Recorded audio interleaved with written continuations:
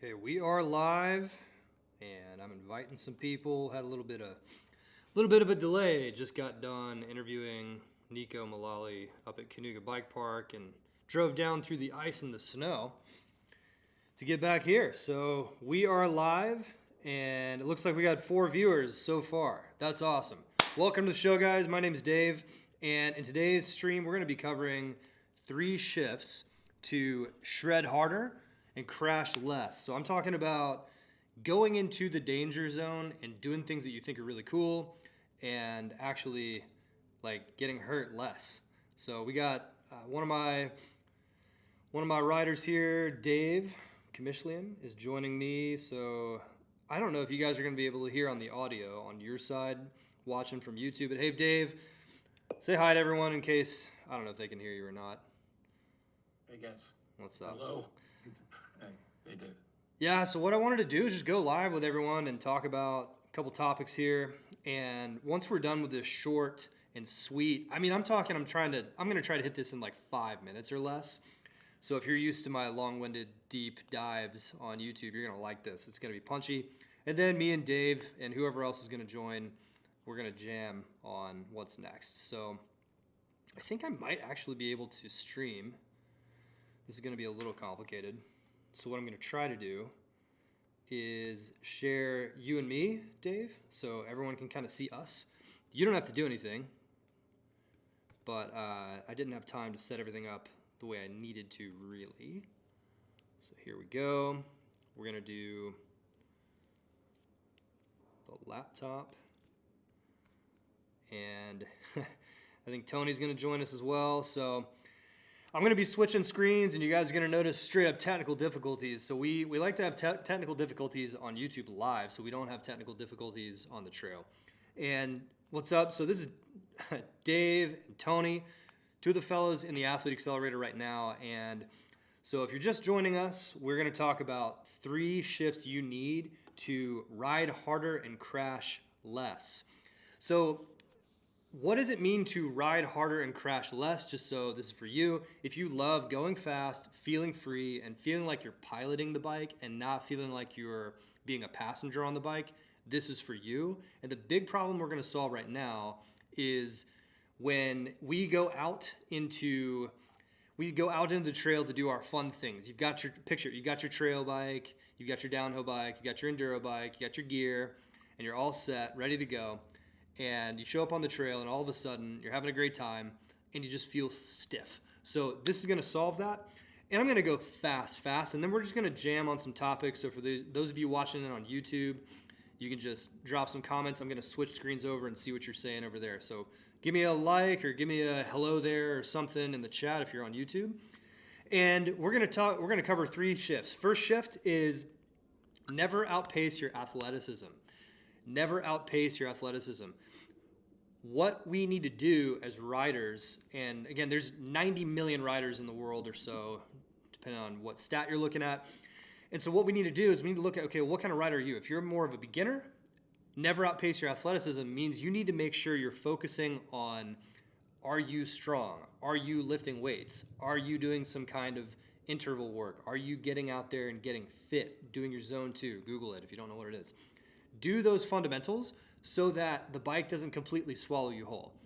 And if you're more of an intermediate rider and you've managed to go through the first 6 months to a year of getting used to the bike and you're hitting a skill plateau, what you need to be doing to never outpace your athleticism is you need to focus on your weakest link.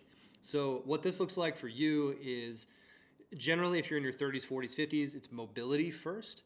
Second is going to be strength throughout a range of motion. And third, it's going to be your functional movement, how well your body moves. In other words, when you tell your body to do something, it does it on the bike. So again, if you guys are following me, we're going to do if you're on YouTube, you're going to see a whole bunch of things switching around. So don't have any in the chat yet. Looks like again, I didn't promote this or anything. So if you're watching live, seriously, put something in the chat. I'll talk to you personally. It's going to be great. So when you focus on things like your mobility, your flexibility, your strength, your off-bike work as an intermediate rider, what it does is it keeps you from outpacing that athleticism and getting yourself into trouble. Now, the signs that you've outpaced your athleticism are very simple. you're riding stiff, you're not able to progress even though you can see what you need to do or you know what you need to do, or you've been stuck for more than like 2 weeks on a skill. And let me say that last part again. If you've been stuck for more than about 2 to 4 weeks on a skill, such as cornering, drops, jumps, and all kind of the fundamental skills, if you've been stuck for more than 2 to 4 weeks and you've been working on that, then you are likely outpacing your athleticism. Your body knows it can't do that, and you're fighting with your own nervous system. Now, if you're an advanced rider, or like probably one or two elite riders that may be watching this simply means you need to really focus on your mobility because your athleticism is through the roof already, and you just need to make sure that you can call on your strength throughout a greater range of motion to protect yourself. So that is shift number one. When you make this shift from just riding your bike more and just going out and sending it and, just kind of being reactive a little bit to however good your bike setup is and however good your technique can take you, then you will feel a lot more confident. So Tony, Dave, do you guys want to share any of your experience on maybe what you've noticed focusing on your athleticism? Like, what does it feel like on the bike when you do that? Well, you make a good point because I find myself doing exactly what you said not to do. And that Dude, we all do that, don't we? At some point. And that is, I just keep trying. And then I start getting frustrated, and then I get mad. Yeah. And then everything falls apart. Yeah. And you're no slouch either. Like, you don't just hang out on the couch all day long feeling sorry for yourself. No. Nobody here to feel sorry for me. Yeah. I love the one thing I love about this group is the candor. Just, well, this sucks. Here's why. Yeah, we don't really. Yeah. That didn't work. That didn't work. Okay. Yeah, I appreciate that. Kamish, what's some thoughts from you, my brother? I think, for me, a couple things, and it's embarrassing how I had overlooked this, but I think you guys said it way back, was like, you don't know what you're doing wrong. You just feel like, I'm going to ride the trail again. I'm just going to ride it better. And having the mobility, like doing the daily mobility where my hips, I can move my hips more. I'm more aware of like moving my body. I'd like to say that's all transferred right now directly to my movement of the bike, but I'm getting there. So it all takes time, but it's, that I think is really, really cool. And you have to put the time into it. And I don't know if you're going to talk about John at all and stuff he has us do, but it's really, it's given me like more confidence in terms of like how, when I'm out on the trail and stuff like that, being able to do things that I couldn't normally do, I think. Yeah. Yeah, I'm not going to go too deep into what it is we do because it's kind of like I used to work with surgeons in the operating room. It's kind of like when they would explain what they do to me, I could see it and I could appreciate the level of expertise that they have, but there's no way if you put the scalpel in my hands or the drill that it would turn out very good. So, it's just most people don't understand how in modern life, how much it doesn't challenge the body the way we need it to be challenged. So like, that's why it's not some, look at our magical method that's so magical that you should magically try it. It's more like, let's just look at the common sense. So like if you sit at a desk a bunch or you do normal things, you don't really move your hips very much, especially as men. We're not like pointing our knees out very much. It's just we're kind of in this plane right here, like unless you're, I guess, a ballerina. I actually met a ballerina. It was pretty funny. I do a lot of these calls. I think I counted them up and did 500 or 600 of the kind of application calls where people are coming in, they're trying to, talk to me about that. And this one guy was like a professional ballet dancer, and he said he stretched up to 4 hours a day. And I was like, dude, you are the outlier of outliers. in terms of like mobility and flexibility. And the crazy thing was like, this guy was all about it. He was like, oh, anything I can do to get better. And I'm like, what? It was so funny. Anyways, but like, yeah, modern life, dude, nobody's a ballerina. And so we're not moving our hips kind of like we do a certain way. And you can feel it too with your shoulders. Like if you're able to do this, that's, you either have to work on that or you are just a freak of nature that is 12 years old. So yeah, I like to encourage people. That's one of the themes I want to do a little bit on these lives is you can do it. And you know, I'm 40 or turning 40. I've got this collarbone broke a bunch. I've got some soft tissue damage in there, and I can still do that mobility, and I still got range of motion. So good times. Kevin, you want to add anything to that? And for those of you that don't know, Kevin is a veteran elite coach. He is on my staff, and I heavily I got roasted on Reddit. It's like this person was like, "Oh, you should never invest with this guy Dave. Like he doesn't know as much as Casper Woolley," which I might not. I don't know.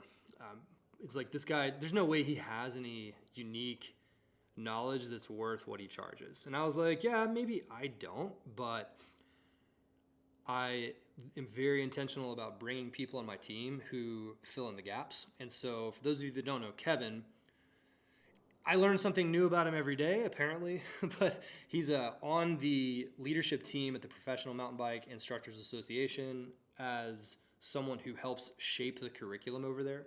So instructors are informed by many of the decisions and input that he has. He's, 10,000 coaching sessions you've done with people, and you got someone that you've coached. Yeah, you've coached someone from all the way from beginner all the way to Olympian. So I say that not to impress anyone, but it's more to impress upon you that if you listen to what Kevin says, this is based on a world of experience and not some kind of like, look at me, I need to be popular on YouTube thing. So yeah, man, what's your kind of take on the concept of don't outpace your athleticism and, you know, focus on your athleticism first? Yeah, I think one of the biggest aspects that folks get through Mountain Bike Academy is the collaborative teamwork, the multiple eyes, the multiple lenses, looking at the athleticism, looking at the skill set, looking at how we put the two together on the trail. And the outpacing the athleticism component, like you're spot on. How many hours a day do we sit on a desk? Or if you happen to be of the privilege, how many hours a day do you sit on your bike saddle? Either way, you're probably not moving your hips as much as we should and could. And oh my gosh, the world of skills and techniques and shred that opens up once we become more attuned and aware and mobile with our body, it's full game on. Yeah. Love it, man. So let's move on to the second shift, which if you're listening to this one is really more about your decisions than what you've done off the bike. So a great rule to follow to ride harder and crash less is never outpace your technique. This one's pretty easy because you can test this one. So in other words, what this is you need to make better decisions on the trail. And I actually think this one is just a common sense thing, but what we're going to do is we're actually going to give you a what not to do list to help you with this one. And this one's very easy to picture, and everyone gets this. So never outpacing your technique simply looks like never doing anything that you're not skilled enough to do. It's that simple. So everyone's like, yeah, common sense. But here's the thing. If you're going to go push your limits, there are two schools of thought here that are both not the best.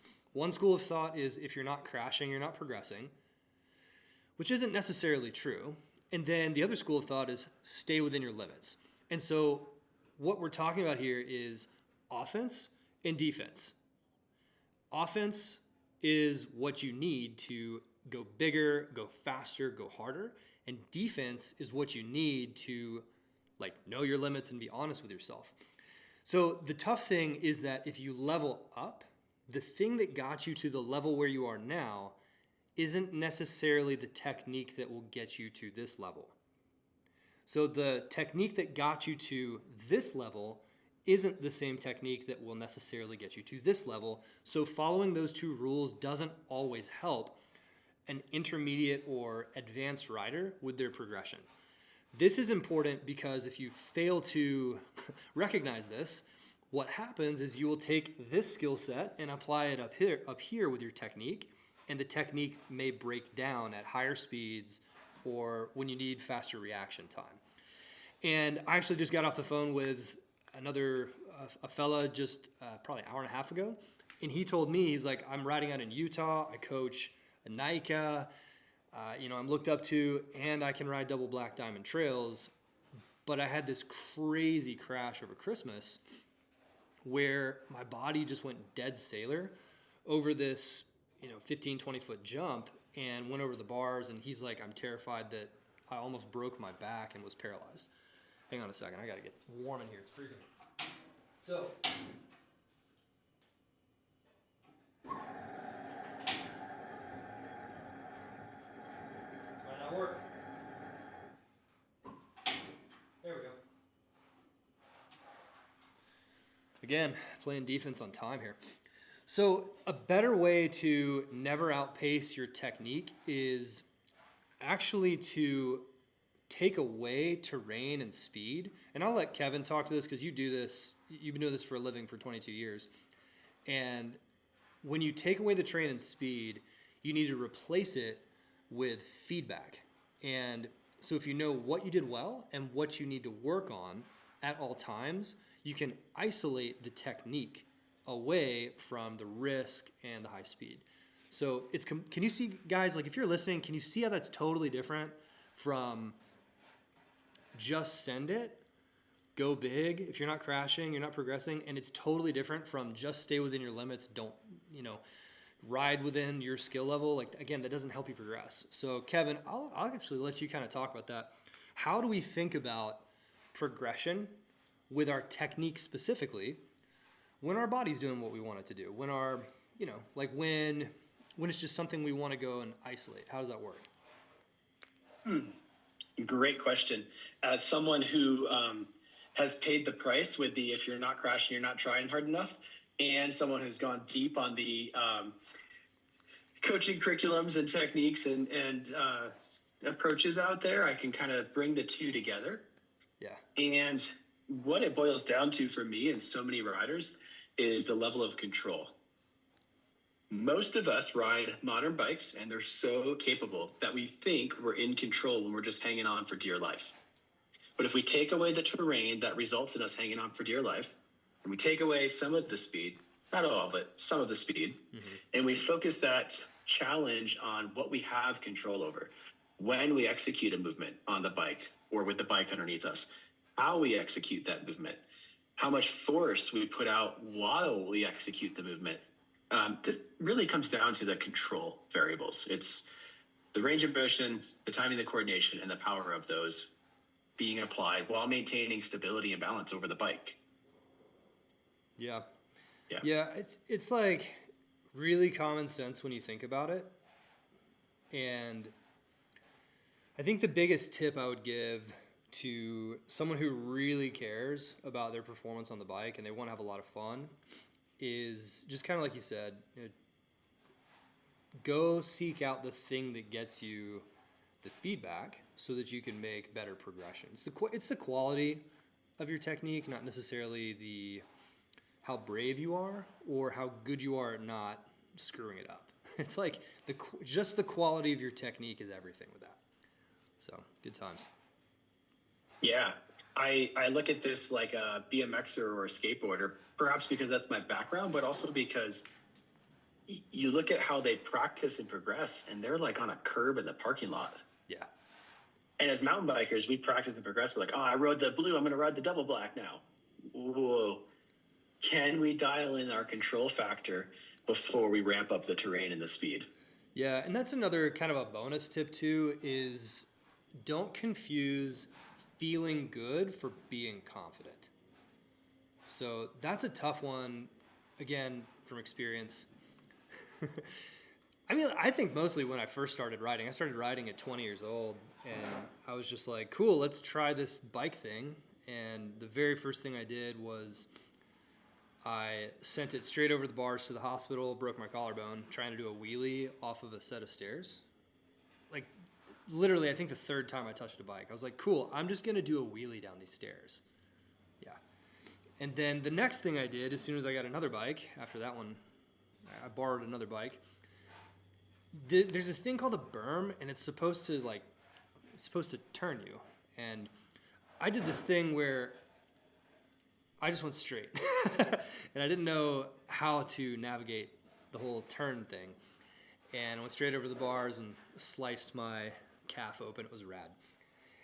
And so it's like my enthusiasm level was obnoxiously sky high. And even more than that, my comfort of what I thought I knew I could do was sky high. And what I found very quickly was that the mountain doesn't care at all, and especially gravity doesn't care. Gravity doesn't care about your feelings, and your feelings will betray you in that way. Definitely have fun on the bike, but also I respect gravity now. And it's funny too, because like mountain biking is, the channel is really funny. It's my stats are this 97% men, and men, we only learn when we're so stupid that we did it wrong and got hurt. So, you know, like some of us are smart enough to kind of go, all right, well, you know, this guy's a little ahead of me. What is he doing? And I think a lot of people actually are smart. I'm just teasing. But man, like how much faster can you progress when you just don't try to send it too hard and you go, okay, what is my confidence level? What can I actually do? Good times. Let's skip over to the third shift. And I've kind of touched on this, but shift number 3, in order to shred harder and get hurt less, you just need feedback. So what feedback does, and again, this is like, I just got done interviewing Neko Mulally, and I just asked him, I was like, dude, I need to know a number. If you are at a race, practice time versus watching film time. He goes, oh yeah, if we practice 30 minutes, we're watching 3 hours of film. 6x. So professionals who are already the fastest people in the world, the best skilled people in the world, what they do to progress is they look at what happened versus what I felt like happened. Because Neko said the most attuned athletes in the world, they already know what they think they're doing, but they have to watch the film together to see what they really did. Because what feels fast isn't always fast. And so if the very best athletes in the world can't get away without seeing what really happened, what makes you think you can? I'll say it another way. Pros need more feedback. So what are you thinking, not getting some yourself? And so here's like smart riders and smart people. Frankly, smart people, what they do is they just try to figure out what happened, what really happened versus what did they think happened, and they just try to make those as close as possible. It's that simple. This is in everybody's pocket. So get feedback. Put a little, I've got a mouse case, and I like it because you can just click it onto a tripod. I have one down there. Stick it by the trail and see if you did what you thought you did. Anybody can do that, and that's light years better than just guessing. And so I say this to you, and the data says this. I have interviewed, like I said, 1-to-1, hour-long conversations with about 500 or 600 riders in the past year and a half. 2 of them have sat down and reviewed their footage at the level I would say they actually know what they're doing. So no one's doing this, and except for the people here, you know, like Dave, Tony, the rest of the folks. And again, Dave and Tony, super thank you guys for showing up. This is super last minute, and we didn't really like promote this very much, but yeah, you guys are, I just want to say thank you for being smart people who are seeking this out. I just have one question for you. Do you seek feedback in other areas of your life as well? Like did it make it easier to maybe want to do something like this because you already have a pattern of doing that elsewhere?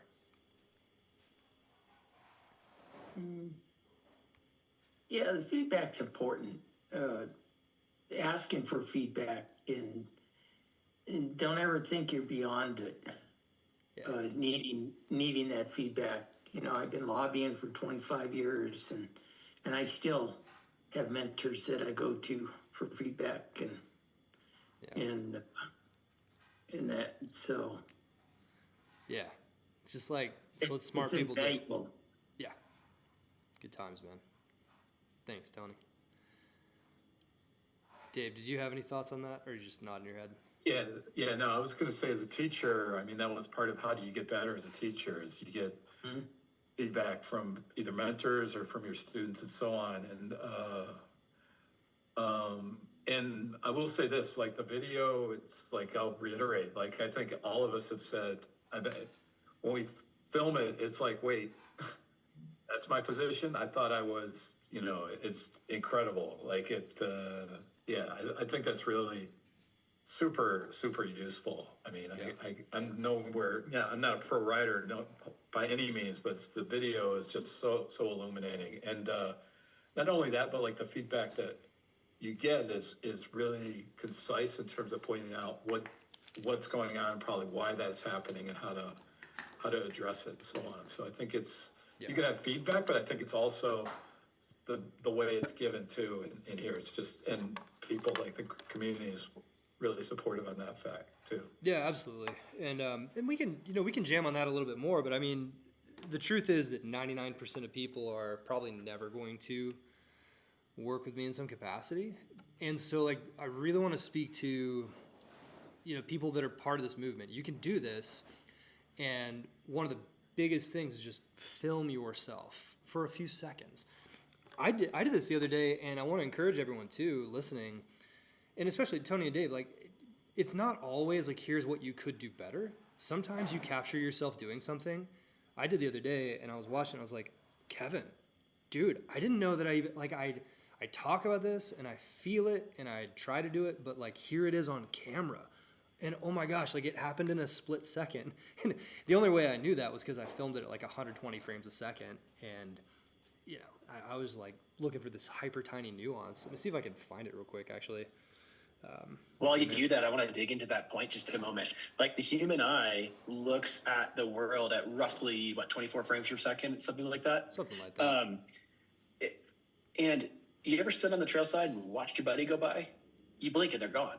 Mm-hmm. So when you video yourself or your buddies, if you're out riding, and then you can review it, 6x like the pros are doing. You get that time to break it down at 120 frames per second. You can see the nuance within the movement, within the feeling of, I thought I did this, but actually I'm doing that. And it's eye-opening. It's illuminating, to steal Kamish's word there. Yeah, it's like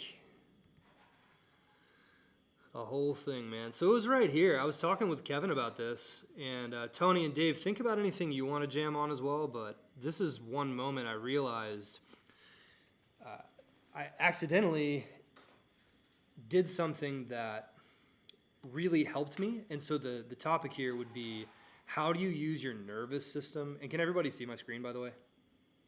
Or no? Okay. Oh, it's not showing up for me, but that's okay. Jam on. It's because you're on Zoom. Let me do this. I'm going to hack this thing. Share the screen. Remind me in 10 seconds when I forget that I'm sharing the screen. So what I was doing here, obviously I'm doing a turn. What I want everyone to pay attention to, though, is watch this slight drop of the torso right here. And then watch, I'm kind of moving the bike and body around, and then watch the hips push right there. And you can even see in my face, it's kind of cheesy. But you can even see in my face that it's almost like I'm lifting a weight, or I'm putting effort into the ground. And then, pow, right there, I've got all the traction in the world, and I'm in this very neutral, tall stance. And I just kind of stand there and then stand out of it.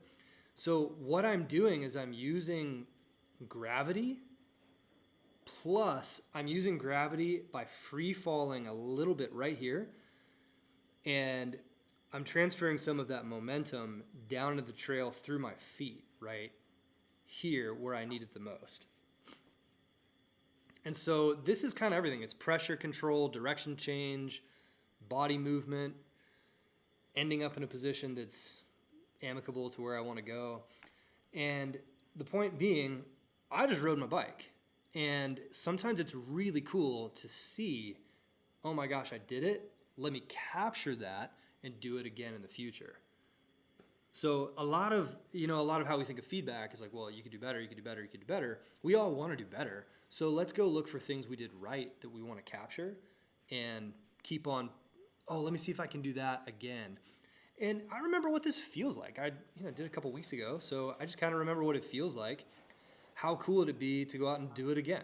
And so it gives me something to visualize. And since I can see it, I can actually visualize it. I can be like, oh, I'm going to do that thing here on the trail as I'm actually on the trail. So I think this is a great way for you all to, again, I just want to encourage you, seek feedback, but even more so than that, like look for things you've done well and make sure you feel like you can connect with that. So that's a good way to think about it. Hey, Dave, can I ask you there? You set up the tripod on a somewhat benign section of trail. It had some roots and rocks and leaf coverage. Like you had to pay attention for sure, but that doesn't look super gnar. You weren't trying to show off or anything. Would you say that your performance of just riding the bike, the way that you ride and trying to capture that is actually better when you're trying to perform or when you're just riding? Personally, this is just me. If the cameras go on or if there's friends around, I'm on. Like it lights me up. Like, I love it. And 100% the reason why is because it's energizing to me. And I just take that energy and it sends me down the trail. It's not like anything fancy. I like it. It's more fun that way. So I've been riding for about 20 years, and my ego, my pride is not tied to like how good I look on the bike, even though I do love it. So like I love that, I seek it, but I also don't care at the same time. I'm just as stoked to share me screwing something up, and I'll like laugh about it with you guys, as I am about looking good on the bike. And so I think that I'm just sharing me, like some people, they are a little bit more, they don't want to look bad in front of other people. I could care less. I'm just like that. I have an unusual, like in the entrepreneurial space where I came from, I have to have an incredibly thick skin. And so that's pretty easy for me. Most people are not like that. Most people do care a bit what other folks think. I do care what other people think, but it's like that. So that's the nail I wanted to hit. Most people, they pull out the camera and they're like, oh man, if it's not something cool, I don't even want to show it. But honestly, you're probably so focused on whatever you think is cool that you don't end up riding quite as well for most folks. So consider, if you're going to record and watch yourself, consider recording the boring parts of trail too. You might capture some gems like that. It was also like a pretty section of trail. I was like, oh, this looks good. It's good B-roll for the YouTube channel. So no worries. Yeah, man, I think it's a great attitude too. Like, I think people in general are pretty good at enjoying the ride. And I like what you said though. It's like film yourself doing stuff on the bike. Like you don't have to. I agree with you. Like it puts too much pressure. If I were to go out and like build a new feature and try to hit it the first time and put it on camera, if I feel, not everyone builds their own features, but if I'm going to film a feature for the first time, 100% I'm like, hey, this is the journey of me seeing if that works. So my focus is just camera on. If I crash, hopefully I don't get hurt, and it'll look cool when I play it in the B-roll. So I think for most people though, like you're right, just film yourself. Just do it. When you do this, you'll be happy. Cool. So let's see. I'm going to do, so for those of you watching the replay, it looks like we got 7 people on right now. That's freaking awesome. I didn't even say hi. I was just like, go live. So we've got 7 people watching on YouTube. Super appreciate you guys. We're going to be doing these YouTube lives potentially every Thursday at 3 p.m. Eastern. Would like to do this. I'm going to have, I got kids, so I might not be perfectly on it every single week. But this is something we want to do and open it up to the community, because what we're here to do is to restore athleticism and connect people with their very best riding and just solve that progression problem. I think one of the best ways to do that is just go live. And, Kevin's on my team. He's on my staff. Kamish, Tony, these guys we're actively working together right now. And eventually we'll get where we do a little bit more deep dives. We're going to do some other things. So if you're watching this, if you like it, definitely mark this on your calendar and bring questions. We want to also know, what are you guys struggling with? What are you guys doing well with? What are some things you want to hear from us? And we'll do more and more of that. So first of all, I want to say thanks everyone for watching. Any Kamish, Tony, did you have any things you were maybe working on that you wanted to cover that we could dive into right now live before we cut out? Or were y'all just along for the ride? Either way is cool with me. Go ahead, Kamish. Kamish, he's like, I got something.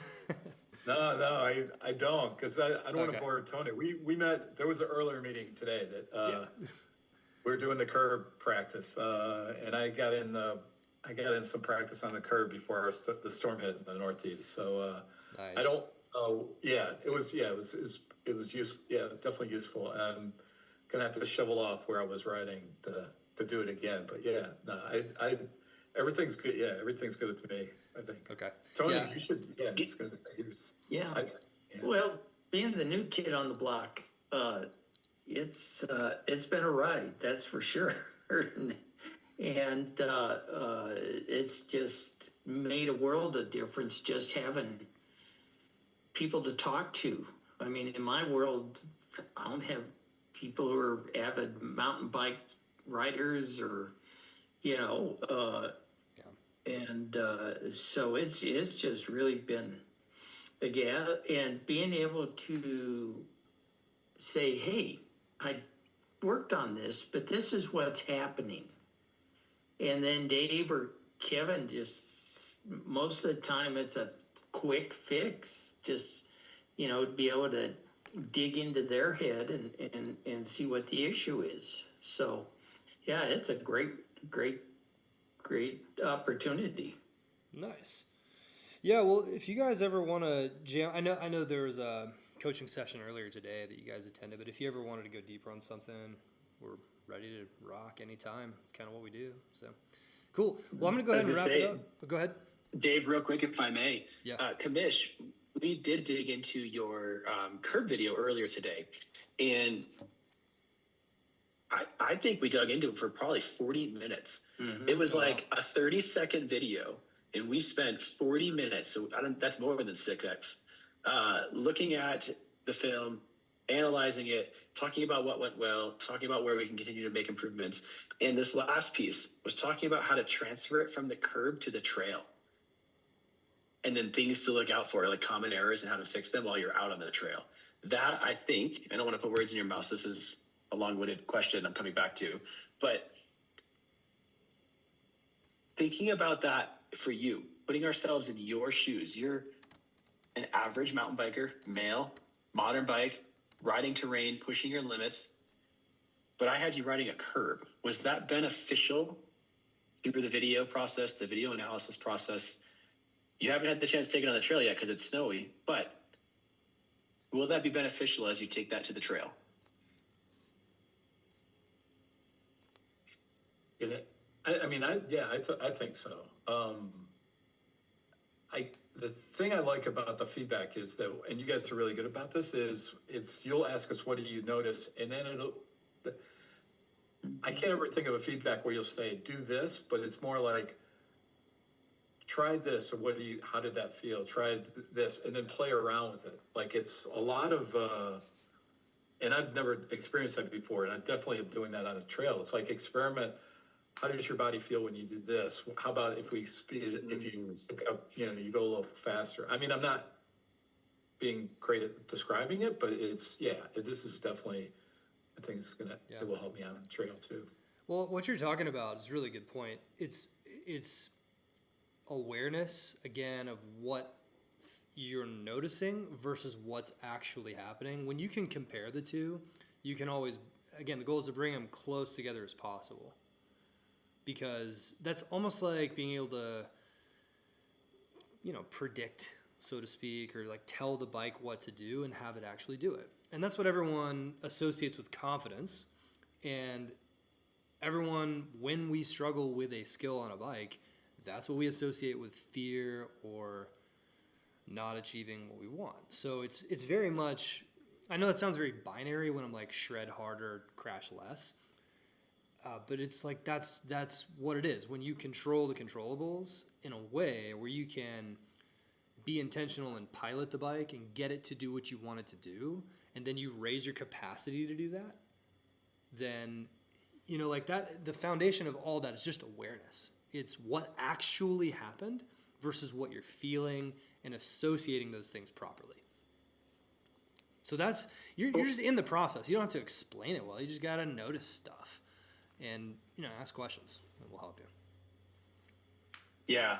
And the for you part versus like, hey, do this. Because the do this is for everyone.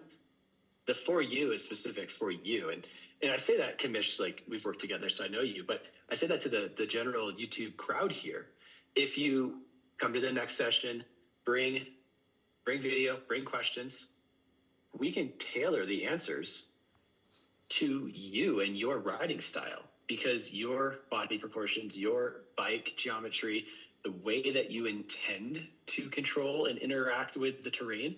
Like maybe you want to be somebody who smashes through a rock garden, or maybe you want to be somebody who kind of pops over the top of it. Like, same rock garden, same speed, totally different approaches. So that's the benefit of where we have the video and trying to match your intentions to what's really happening and closing that gap. Yeah. Good times. All right, we're at the top of the hour. It's great to see everybody. Super appreciate everyone hanging out. If you want to be a part of this movement, all you got to do is subscribe to the channel, hang out, do what we're saying. There's obviously other levels to work with us, but again, I'm not here to say come do that. It's more about, we wanted to kind of get in front of people, live, unscripted, with real folks, and just like do some of the work we do on the inside and share that with you all here. So thank you for watching. Thank you for being part of the movement. And yeah, Kevin, Kamish, Tony, thank you guys for being here today. We'll catch you on the next one, everyone. Thank you. Thank you.